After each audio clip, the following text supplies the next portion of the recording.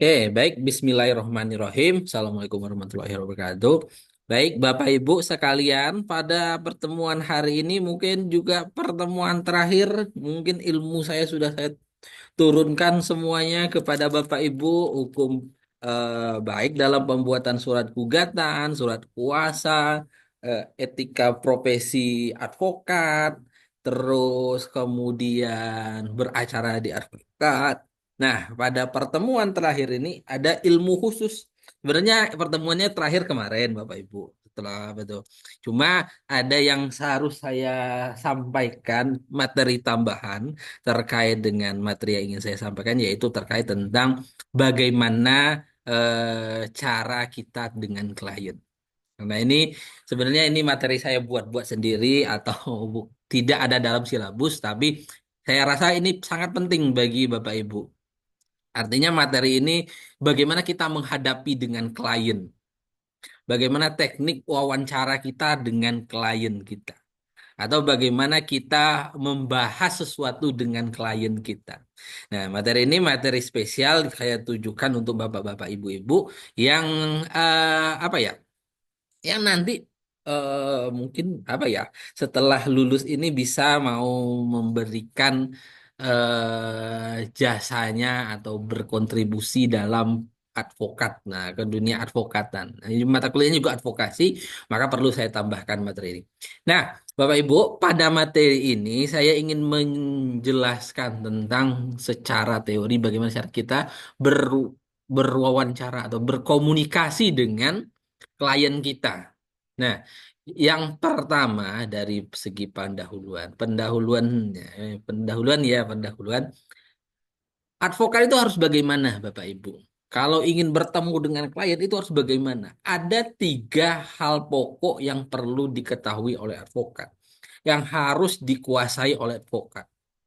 Nah, tiga hal pokok tersebut yang mendorong atau apa ya, menjadi faktor kesuksesan dalam apa tuh namanya tuh kesuksesan dalam berwawancara dengan klien tadi. Jadi ada tiga pokok ini yang menjadi tumpuan ataupun apa ya namanya itu faktor penentu kesuksesan dengan klien. Tiga pokok itu apa saja? Yang pertama, oke, ini saya kasih laser. Nah, yang pertama itu adalah kepercayaan diri advokat. Nah, advokat harus percaya diri bertemu dengan klien, pakai setelan jas, terus pakai dasi, nah, baju necis, harus percaya diri bahwa seolah-olah dia menguasai semua ilmu hukum. Itu percaya diri advokat. Sehingga dengan adanya apa kepercayaan diri yang tinggi ini, wajah kita di depan di depan klien itu tampak orang tidak ragu-ragu. Oh, ini orang sudah berpengalaman, Pak. Nah, itu tampakkan rasa kepercayaan diri. Yang kedua, setelah kita percaya diri, yang sudah kita pahami, aturan hukum sudah kita pahami, kemudian kita sudah profesional, akan muncul kepercayaan dari klien kepada advokat. Artinya, kalau kita sudah percaya pada diri kita, tentu orang lain juga akan bertumpu kepada kita. Kepercayaannya juga bertumpu kepada kita. Klien juga akan percaya kepada kita. Nah, apabila klien sudah percaya, sudah dianggap sebagai orang tempat berlindung, sebagai tempat bantuan. Nah, kepercayaan klien ini akan menghasilkan apa? Menghasilkan informasi yang sejujur-jujurnya dari klien. Nah, tiga hal pokok ini harus dikuasai oleh advokat. Nah, advokat yang percaya diri, kemudian timbul kepercayaan kepada klien, kemudian dapat informasi yang sejujur-jujur dengan dari klien, maka advokat tersebut bisa menaksir atau memperkirakan kemana nih arah perkara yang akan kita bahas atau akan kita tandingkan di pengadilan. Kemana nih acaranya? Nah, kemana nih? Apakah bisa menang nggak? Nah, dari informasi yang sejujur-jujurnya ini, nanti kita bisa meramal atau bukan meramal ya, memprediksi arah dari perkara yang akan sedang kita tangani ini. Nah, ini yang menentukan kesuksesan dari advokat tadi. Nah, misalkan Bapak Ibu, kalau misalkan klien masih ragu-ragu dengan kita ya, masih ragu-ragu, kemudian dia tidak percaya kepada kita, bisa jadi dia masih juga ragu-ragu, kita ragu-ragu, kita pakaian kita tidak apa ya, tidak sebagus advokat lain, penguasaan ilmu kita juga kurang, kemudian kita waktu kita beracara, kita ke pengadilan itu juga jarang, maka klien juga akan ragu kepada kita. Keraguan klien kepada kita, tentu dia akan memikir, oh lebih baik saya ke advokat lain ya. Nah, seperti itu. Nah, sehingga kalau dia sudah berpikir seperti itu, maka informasi yang akan diberikan kepada kita itu tidak maksimal. Kita tidak mendapatkan informasi yang maksimal. Nah, kepercayaan diri advokat itu, nah, jadi kita mulai dari awal. Kepercayaan diri advokat ini muncul setelah kita apa? Muncul setelah kita memahami aturan hukum. Baik itu aturan hukum material, baik itu aturan hukum formil. Setelah itu, kepercayaan diri kita, kita juga memiliki kemampuan manajerial. Artinya ada perencanaan, ada perencanaan tindakan, ada pembuatan keputusan dan perencanaan biaya. Semua ini kemampuan manajerial ini merupakan nilai poin atau dasar dari kepercayaan diri kita. Selanjutnya yaitu kemampuan berkomunikasi. Nah, ada apa itu namanya? Tiga hal yang membuat percaya diri seseorang itu bangkit. Yaitu pertama pemahaman tentang hukum, yang kedua kemampuan manajerial, kemudian kemampuan komunikasi. Nah, kalau berkomunikasi dengan klien, kita bagi dua menjadi dua, yaitu kalau dia sebelum menjadi kuasa hukum, kemudian setelah menjadi kuasa hukum. Nah, kalau dia sebelum mau menjadi kuasa hukum, komunikasi adalah wawancara. Jadi kita bertanya kepada klien kita, apa sih masalah dari klien? Konsultasi hukum. Nah, itu hubungan dengan kliennya sebelum menjadi kuasa hukum. Tapi kalau sudah menjadi kuasa hukum, bukan hanya wawancara lagi kita, bukan kita yang menanya, bukan kita yang memberikan pertanyaan kepada klien, tapi kita memberikan nasihat, kita memberikan pemecahan masalah, kemudian kita memberi instruksi-instruksi, kemudian mewawancarai pihak lain. Nah, itu setelah menjadi kuasa hukum. Nah, wawancara tersendiri itu memiliki tujuan, yaitu mendapatkan gambaran yang selengkap-lengkapnya, sehingga dapat memberikan jawaban yang diinginkan oleh para pihak. Nah, artinya wawancara tersebut untuk mengambil dokumen, mengambil data-data yang kita inginkan dari klien kita. Nah, wawancara tersebut harus apa ya? Harus dua arah wawancara. Artinya wawancara itu tidak bisa hanya saya dengan saya saja, saya memberikan instruksi, itu bukan wawancara. Tapi pengertian dari wawancara itu sendiri ya komunikasi dua arah. Nah, sehingga apa manfaatnya? Nanti bermanfaat untuk menjaga kepercayaan dari klien. Nah, supaya klien itu percaya kepada kita. Nah, jadi advokat itu ya harus klien itu kuncinya itu klien itu harus percaya pada kita. Nah, apa yang harus kita siapkan di dalam apa ya Bapak Ibu? Yang harus kita siapkan di dalam eh,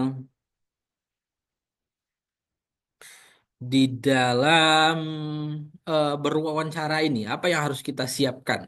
Nah, apa yang harus kita eh, apa ya? eh, tampilkan sebelum kita berwawancara. Nah, yang pertama yaitu di dalam berpakaian. Nah, dalam berpakaian tentu kita harus berpakaian rapi dan memberikan kesan baik. Ini penting Bapak Ibu. Orang kalau misalkan saya menggunakan berwawancara dengan misalkan Mas Fauzi hadir, Mas Fauzi. Halo Mas Fauzi.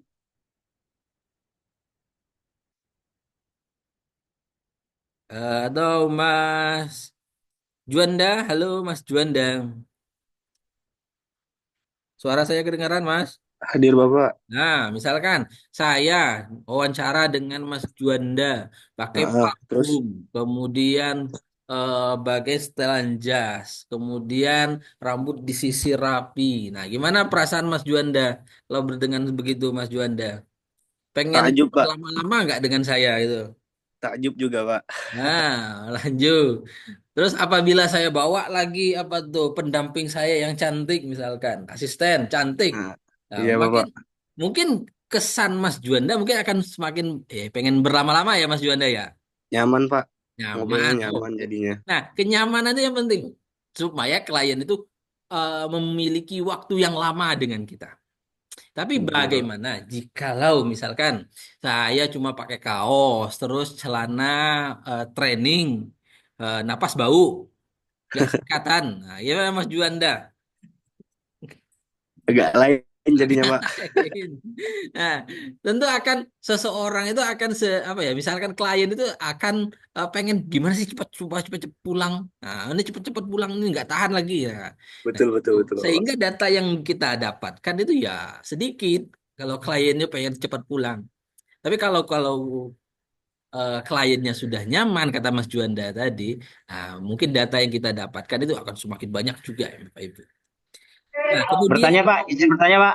oh monggo silakan boleh boleh. Tapi bukan mengenai penampilan Pak, tapi mengenai Oh misalkan Mas Salim kayak silakan. Saya silakan Mas seperti Salim. budgeting gitu. Oh di budgeting.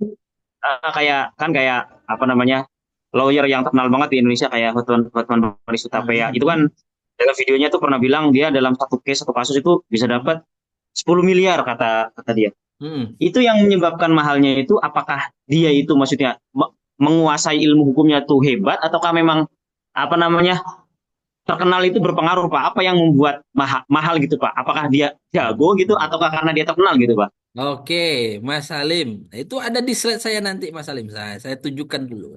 Mana nih slide-nya? Ah, ini. Nah, ini nanti kita bahas ya, Mas Salim ya.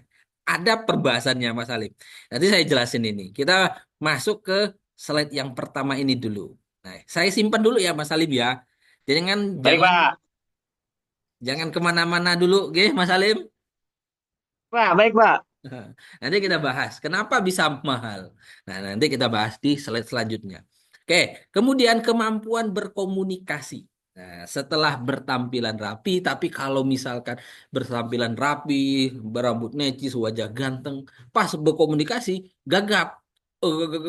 Gitu. Atau bapak-bapak sudah gitu akan menghancurkan kita dalam berwawancara. Nah, jadi kunci berkomunikasi dengan orang lain adalah apa? Yang pertama, kita dengarkan dulu permasalahannya. Jadi ini kunci yang pertama di dalam mendengarkan itu Bapak Ibu. Ini saya trik saya ya. Kalau kita pokoknya kita tanya dulu Bapak ini masalahnya apa. Kemudian kita dengarkan semua komunikasinya. Nah, pas kita waktu mendengarkan berwawancara dengan klien tersebut, kita kumpulkan keberanian kita tenangkan diri kita apa ya, kita kumpulkan semua ilmu kita setelah mendengar cerita. Dengan mereka bercerita, memberikan waktu kita untuk menenangkan diri dulu. Jadi pas waktu kita ketemu, misalkan kita ketemu di kafe, kita bertemu dengan orang asing. Tentu rasa kita apa ya Bapak Ibu ya, rasa kita agak canggung kok bertemu dengan orang asing seperti apa. Nah, agak aneh memulai pembicaraan itu dengan apa. Nah, kan seperti itu. Kita harus mulai apa? Nah, pertama yang Bapak harus lakukan itu ya harus bertanya dulu. Apa sih masalahnya? Biarkan mereka bercerita, tapi dengan mata kita harus tetap mengarah pada klien kita, ke mata klien. Jadi kita dengarkan dalam hal kita mendengarkan itu Bapak Ibu, kita harus menenangkan diri dulu. Ini apa sih masalahnya? Ini apa sih apa tuh solusinya nanti bisa juga kemana sih arahnya ini? Nah, orangnya seperti apa? Dan itu bisa kita lihat dari situ. Kemudian apabila kita sudah mendengarkan, kemudian kita rasakan kasusnya sudah kita resapi, boleh kita berikan. afirmasi positif lah istilahnya, rasa-rasa empati. Nah, kemudian setelah kita berikan empati, kita berikan afirmasi positif, barulah kita pahami permasalahan dengan baik, berikan solusi kepada klien kita. Nah, hal yang sering terjadi adalah perbedaan pandangan dalam komunikasi. Apa ya misalnya? Yang paling sering terjadi ini apa yang didengar itu belum tentu apa yang bisa dimengerti. Apa yang belum dimengerti belum tentu bisa diterima. Nah, ini yang bisa yang jadi apa ya namanya tuh masalah bagi kita. Jadi kalau kita bisa misalkan nih ceritanya seperti ini. Saya apa ya, misal saya berkomunikasi dengan klien kita, dia bercerita panjang lebar. Kemudian apa yang dia ceritakan itu kemudian sampai di telinga saya itu berbeda dengan apa yang dia sampaikan. Maksud dia ke sini, tapi maksud saya itu kok agak lain. Nah, seperti itu. Nah, apa yang kita pahami itu belum tentu bisa, apa yang kita dengar itu belum tentu bisa dimengerti. Nah, kok bain kasusnya? Nah, syaratnya yaitu ya kita pahami dengan sebaik-baik. Oke, lanjut proses wawancara. Nah, ini yang saya maksud tadi Bapak Ibu. Yang saya maksud bagaimana kita menenangkan diri. Bagaimana setelah kita bertemu dengan klien. Setelah kita bertemu dengan klien, mengadakan pertemuan. Pertemuannya ini wajib di tempat yang proper. Wajib di tempat yang nyaman. Jangan di tempat misalkan ya di warung kopi. Warung kopi sebelahnya ada orang juga. Nanti kasus kita didengar orang setengah sebelah. Bahkan ada kasus yang di mana klien itu tidak mau cerita karena ada orang di sebelahnya, takut infonya tersebar kepada orang lain. Nah, caranya harus dicari tempat yang proper untuk bercerita. Kalau pengen datanya ya akurat ya Bapak Ibu. Tapi kalau memang low budget bagaimana Pak? Nanti kita bahas. Nah, pertama Bapak Ibu yang harus kita ketahui sebelum kita menjadi advokat atau bagaimana sih kalau kita bertemu dengan klien. Misalkan saya datang ke klien ke kafe Sana Buana misalkan. Datang ke sana, datang masuk ke kafe, ketemu dengan klien. Salaman terlebih dahulu Bapak Ibu. Setelah salaman, kemudian kita perkenalkan diri. Kalau bisa kita kasih kartu nama kita. Bapak Ibu, ini misalkan. Bapak, Ibu silahkan, ini kartu nama saya. Misalkan saya Fazlur dari kantor advokat. Bapak Ibu, yang Bapak Ibu kontak kemarin. Nah, seperti itu. Nah, saya Fazlur Rahman dari advokat ini misalkan. Dari kantor yang akan membantu masalah Ibu. Kemudian dalam introduksi jelasin saya ini pernah mengalami kasus seperti ini, misalkan, atau Bapak Ibu menguasai bidang ini, bagaimana cara menjelaskannya? Bapak Ibu, misalkan, Bapak, dalam kasus Bapak ini cukup dengan background saya. Alhamdulillah, background saya ini masalah peradilan niaga. Nah, dengan ini mungkin Bapak sudah tepat menghubungi saya. Nah, itu introduksi. Nah, setelah diintroduksi, setelah perkenalan, disuruh Bapak tersebut bercerita. Gimana sih Bapak permulaannya, apa sih yang terjadi sama Bapak dan rekanan bisnis Bapak. Nah, setelah itu kita dengarkan ceritanya. Dengarkan itu Bapak Ibu, kita harus mendapatkan poin-poinnya. Misalkan kita kemarin sudah belajar surat gugatan ya. Nah, poin-poin dalam surat gugatan itu harus didapatkan di dalam mendengar tersebut. Kapan dia membuat perjanjian harus dicatat. Kemudian perjanjiannya dengan siapa saja dicatat. Kemudian masalahnya apa, wan prestasi dicatat. Nah, setelah mendengarkan, kemudian kita berikan pertanyaan. Artinya memberikan pertanyaan itu dalam poin-poin tersebut, apa yang sih yang kurang? Misalkan dalam surat gugatan harus ada saksi dan bukti. Nah, kita tanyakan kepada bapaknya, Pak, dalam hal ini Bapak pernah memberikan dokumen ini kepada orang lain tidak? Atau ada CCTV enggak? Atau ada saksi enggak Bapak dalam transaksi ini? Terus atau dokumen-dokumen data-data dari akuntan punya enggak Bapak? Nah, itu pertanyaan. Nah, kita berikan pertanyaan apabila dari hal yang kita dengar tadi masih kurang dalam pembuatan gugatan. Jadi pada waktu mendengar itu sudah terbayang di pikiran kita. Oh, surat gugatannya seperti ini. Nah, setelah itu kita lihat apa sih yang kurang? Saksinya kurang, misalkan. Kemudian alat buktinya kurang, tanggalnya kurang, identitasnya kurang. Baru kita lemparkan pertanyaan. Nah, setelah itu biarkan mereka bertanya. Setelah mereka bertanya, barulah kita menjawab. Nah, gitu proses wawancara Bapak Ibu. Nah, proses wawancara. Oh, ini sudah saya jelasin ya. Perkenalan, jadi pemaparan kronologis permasalahan. Kemudian proses wawancara yaitu mendengarkan secara saksama. Ini saya skip saja. Ini. Nah, selanjutnya kita bahas pertanyaan dari Mas Salim. Mas Salim bertanya tentang honor. Kok bisa honor dari Hotman Paris itu gede? Kok bisa saya kok nggak bisa gede? Saya kok masih di sini-sini aja? Perceraian kok cuma 5 juta? Permasalahan lain kok cuma dapat 2 juta? Wan prestasi kok cuma 10 juta? Nah, seperti itu. Kenapa kok bisa seperti itu? Hormat Paris Wan prestasi kok bisa triliunan? Saya kok cuma hanya 5 juta saja kalau bisa seperti itu.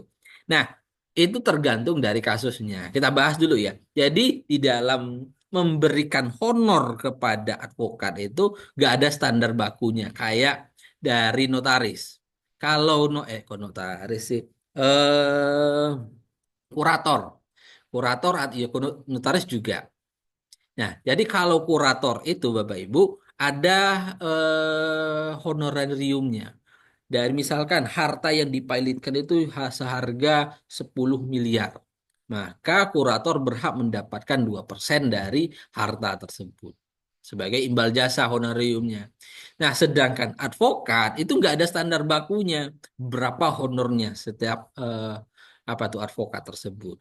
Jadi honor tersebut tergantung Bapak negonya dengan klien Bapak. Nah, misalkan negonya di 10 juta, boleh diterima 10 juta. Harus mencukupi nggak 10 juta tersebut dari kasus-kasus tersebut. Kalau memang tidak mencukupi dari apa tuh penanganan kasus, boleh meminta lagi. Nah, ini sesuai dengan Undang-Undang Nomor 8 Tahun 2003. Jadi tidak ada standar baku terkait tentang honor dan gaji dari advokat tadi. Jadi sepenuhnya hasil negosiasi dari advokat dan klien. Nah, ini terus ada yang perlu dipertimbangkan Bapak Ibu. Yang perlu dipertimbangkan itu apa?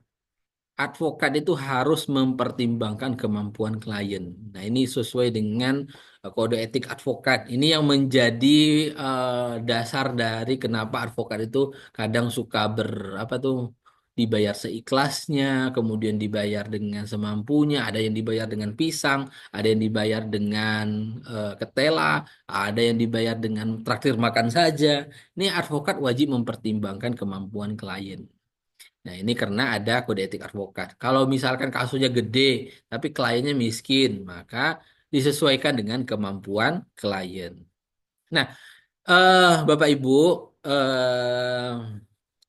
pertanyaannya, kenapa Mas Salim? Nah, tadi pertanyaan dari Mas Salim, kenapa eh, biaya penanganan dari Hotman Paris itu bisa sampai triliunan? Karena, Mas Salim, jawabannya gini, Mas Salim. Karena biaya yang diberikan kepada advokat itu bukan biaya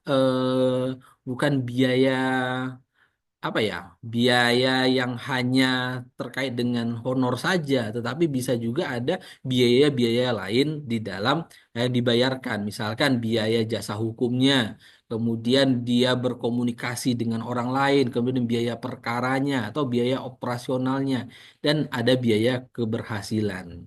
Nah, kita nggak tahu ya bagaimana cara Hotman Paris mengatur biayanya. Tapi ini saya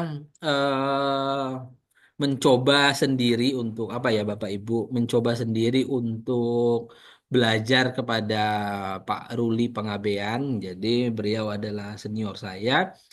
Jadi untuk menagih kepada klien itu ada 4 biaya. Jadi supaya kita jangan tekor ya Bapak Ibu ya. Jadi dapat gratisan saja. Nah, jadi biaya-biaya itu saya bagi 4. Nah, Yang pertama ada biaya jasa hukum. Biaya jasa hukum ini apa? Biaya orang itu konsultasi dengan kita. Berapa kali dia konsultasi harus mengeluarkan biaya. Artinya biaya jasa hukumnya, penanganan suatu perkaranya. Berapa? Berapa kali kita datang ke pengadilan, berapa kali kita bertemu dengan hakim, berapa kali kita konsultasi dengan orang tersebut. Nah, itu dinamakan biaya jasa hukum. Kemudian ada biaya perkara. Biaya perkara ini biaya yang biasanya diminta oleh pengadilan untuk berperkara. Misalkan dalam perceraian. Nah, diminta oleh pengadilan biaya perkaranya ada sebesar 600.000. Nah, kita harus keluarkan dan kita mintakan kepada klien.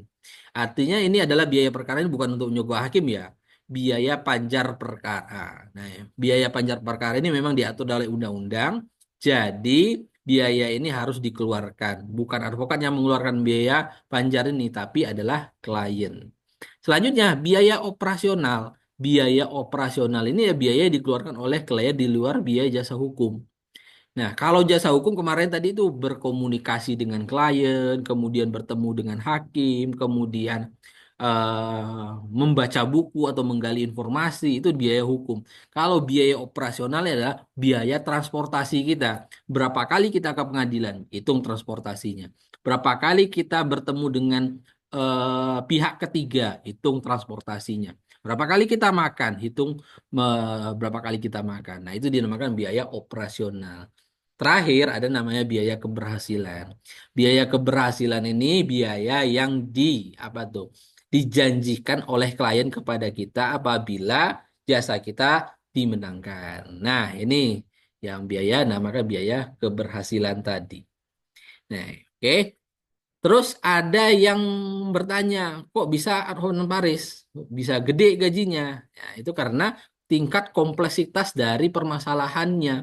Misalkan dia kompleks permasalahannya, maka biaya keberhasilan juga semakin tinggi.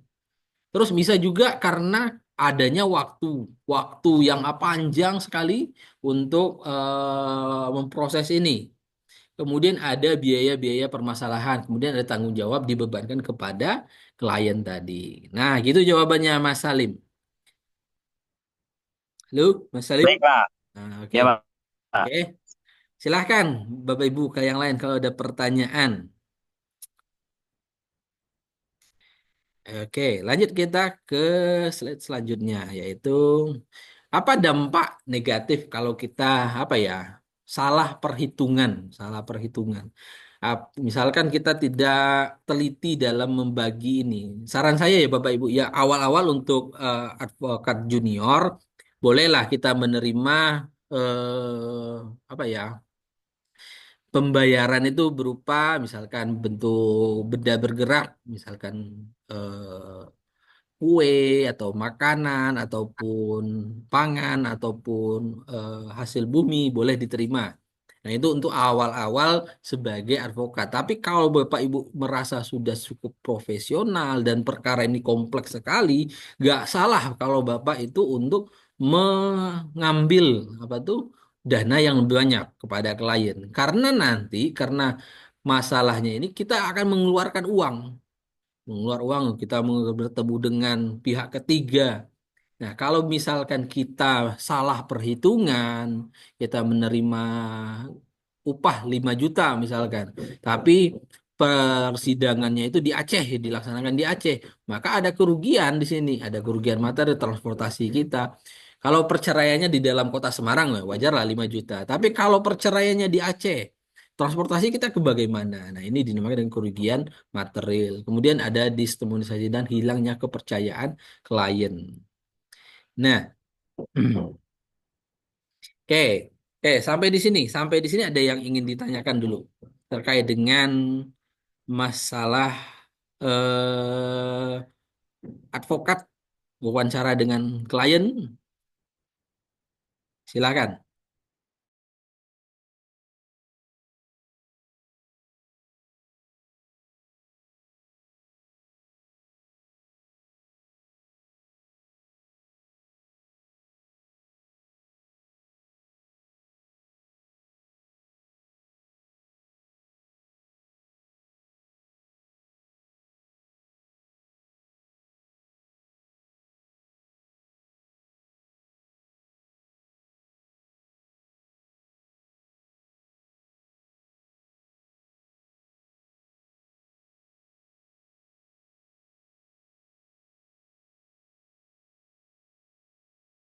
Kalau tidak ada, saya lanjutkan ke cara kita menangani masalah hukum.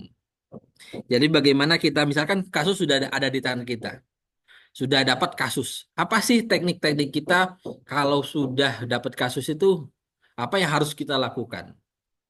Nah, yang pertama, kalau Bapak Ibu sudah mendapati kasus, sudah bertemu dengan klien, sudah dapat data-datanya, yang pertama yaitu adalah plan and action, action and plan. Nah, plan and action plan. Nah, action plan apa? Yaitu membuat surat gugatan, dibuat kronologisnya, kemudian target kliennya, terus siapa target kliennya, apakah ada klien lagi selain klien kita himbau misalkan ada dua orang yang dirugikan oleh satu pihak ini, maka kita panggil lagi kliennya, bisa lagi tambah cuan kita.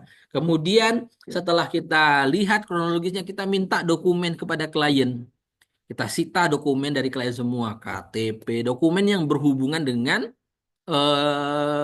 perkara kita. Nah, itu yang paling penting di action and plan.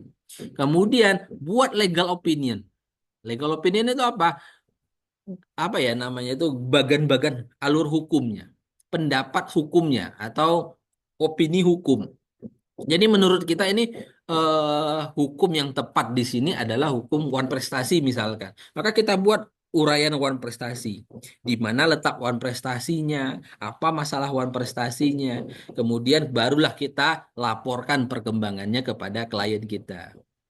Nah, dokumentasinya dari dokumen tadi bisa berupa hard copy, soft copy, atau online saver. Artinya kita butuh print-printan atau file atau bisa disimpan di Google Drive. Nah, oke, seperti itu. Kemudian setelah kita apa ya? Setelah kita dokumentasikan, kita sudah buat apa tuh namanya tuh surat gugatan, barulah kita cari rekanan kita atau bisa kita sendiri, tapi lebih baik cari rekanan kita. Rekanan kita itu harus yang komitmen, peduli, kooperatif, motivasinya tinggi, kesadaran dan kualitas kerjanya tinggi. Ya, jadi jangan cari rekanan misalkan Bapak Ibu cari rekanan yang tidak mengerti juga masalahnya. Karena gini Bapak Ibu, kenapa kita harus mencari rekanan? Karena setiap acara di pengadilan itu waktunya itu nggak bisa, bukan kita yang menentukan. Artinya bukan kita, pokoknya kita mau maju hari ini jam segini.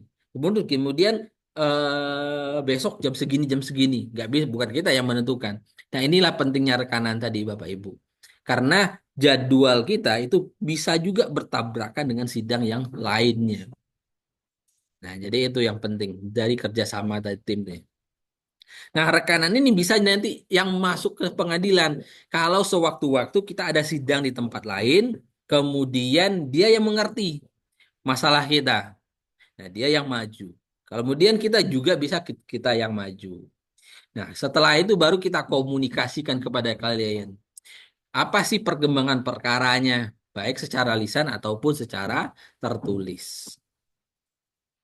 Oke, lanjut kita ke slide selanjutnya. Oke, silahkan. Sudah selesai ya, tanya jawab. Silahkan kalau ada yang ingin ditanyakan, Bapak Ibu.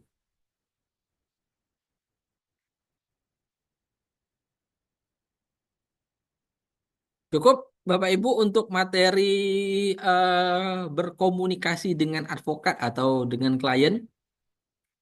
Cukup ya. Ya, mungkin saya ingatkan lagi sedikit Bapak Ibu, tiga hal yang penting dari bertemu dengan klien itu adalah kepercayaan diri, yang kemudian kepercayaan klien kepada kita, sehingga nanti kita bisa mendapatkan informasi yang sejujur-jujurnya. Kemudian dari proses wawancara harus ada perkenalan, harus mendengarkan terlebih dahulu, jangan langsung memberikan pertanyaan, harus didengarkan dulu, kemudian beri pertanyaan, kemudian beri kesempatan klien untuk mengajukan pertanyaan. Oke, silakan. Kalau ada pertanyaan, kalau tidak silakan dinyalain kameranya. Saya ingin screenshot terlebih dahulu, Bapak Ibu, untuk absensi.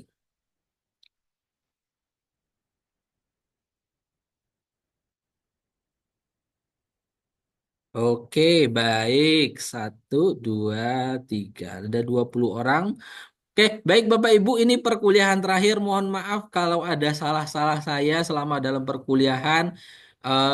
Sukses selalu Bapak Ibu. Semoga bisa apa ya, cepat bergelar ijazah SH. Oke. Semoga bisa terjun langsung ke dunia advokat ataupun di pengadilan lainnya. Sekian dari saya Bapak Ibu, saya tutup dengan bacaan hamdalah. Assalamualaikum warahmatullahi wabarakatuh. Waalaikumsalam Waalaikumsalam warahmatullahi warahmatullahi wabarakatuh. wabarakatuh. Terima kasih Bapak. Sama-sama Mas. Pak. Syukron Bapak ya. Sama-sama.